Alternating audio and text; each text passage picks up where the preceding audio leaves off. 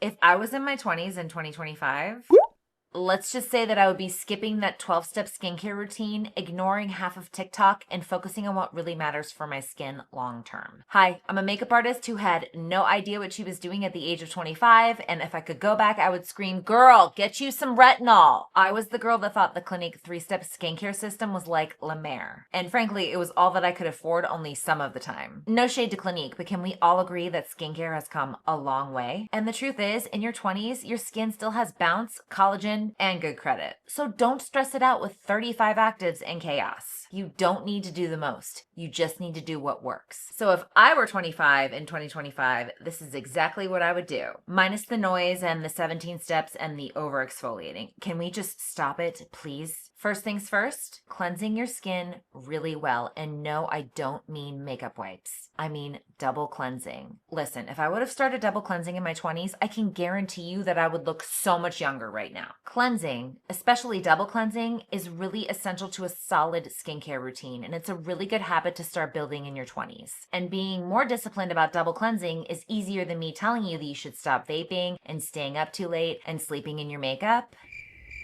Don't play like you haven't. We're all guilty. Number 2, and this is a non-negotiable, sunscreen every single day, no matter what. And if you can figure out a way to reapply it, like if you carry around a makeup refresh spray that has some sunscreen in it, like this one from Kula, that's even better. I never had this, and I also never applied sunscreen regularly, and I regret it. You really can't protect your skin enough when you're in your 20s, and it's something that I wish I would have done more of. Tell me why, after every single beachy vacation, I refused to wear a hat and inevitably got sunburned anyway. As far as sunscreen, you don't have to overcomplicate it. There are thousands of options out there. A favorite of mine that I've been wearing for pretty much most of the year is this one from First Aid Beauty. It's their hydrating sunscreen milk. It's an SPF of 45. It has colloidal oatmeal in it, so it's safe for reactive and sensitive skin. So I recommend this to a lot of people because it works on a lot of faces. It also rubs in clear, so it's great for global skin tones. And because it's safe for sensitive skin, I actually love to use this when I'm at the pool, because if I've already gone swimming, I have chlorine on my face, and a lot of times if I reapply certain sunscreens, my face starts to burn. That doesn't happen when I use this, which is another reason why I highly recommend it. In terms of keeping things simplified, I'm not saying that all you need to do is cleansing and sunscreen and maybe some moisturizer, which you absolutely can do. But if there are some treatments that you want to add on, this is the time to kind of experiment and find out what you like, especially because there are so many options out there. If you're looking for extra hydration or just an extra pampering step, I would recommend a hydrating toner. This one from Numbuzzin is a favorite of mine. This has some PHAs in it, so it's lightly exfoliating, but you can pretty much use this every day as long as you're not super reactive. Another one that I love is this cream toner from Laneige. This is actually the travel size that I keep by my vanity. I have the big one in my bathroom, but this one is super hydrating. There are also toners out there for acneic skin, different skin types, if that's something that you want to add to your routine. Is it necessary?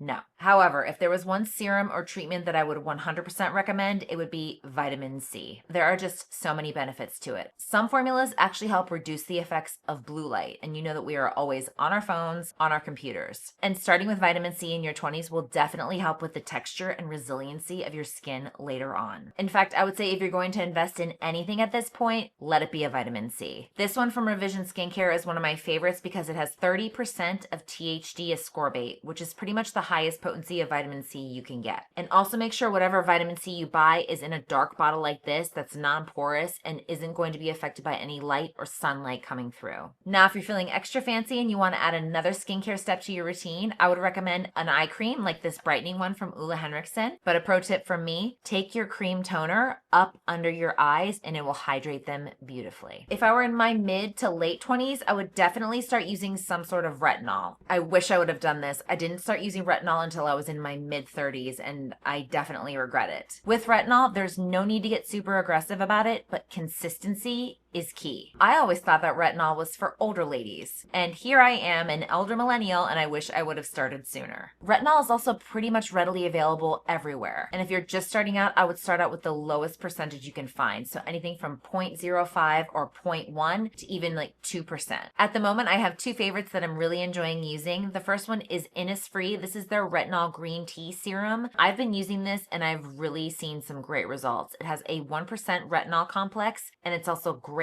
for sensitive skin. So if you're reactive, if you're sensitive, This is one that I would definitely recommend because it's super gentle. As most of you know, if you've watched my channel before, I am a ride or die for Naturium, and I absolutely love their retinaldehyde. This is their 0.05 and it works really well for me, but they also have a 0.10 and a 0.15, so if you want to work your way up in strengths, you can, and it's still really gentle. And finally, I just have to say, don't neglect your skin. I know it's easy to do. I know you're young, your skin bounces back, but skin also has a memory. So don't neglect your skin, but don't overdo it either. Cleansing, moisturizing, sunscreen, maybe a treatment or two, vitamin C, and that's all you need. And besides not wearing enough sunscreen and not getting into retinol early enough, I really don't have any regrets. The one regret I do have was not enjoying it when I had it, because let me tell you, my 25-year-old skin was poppin'. That's the routine. Simple, effective, and most importantly, sustainable. Because your skin doesn't need chaos. It needs consistency, sunscreen, and maybe just one retinol that you remember to use. If this was helpful, please hit the like button and don't forget to subscribe for more pro makeup content and some skincare tips from me. Thank you so much for watching, and I will see you next week with a brand new video.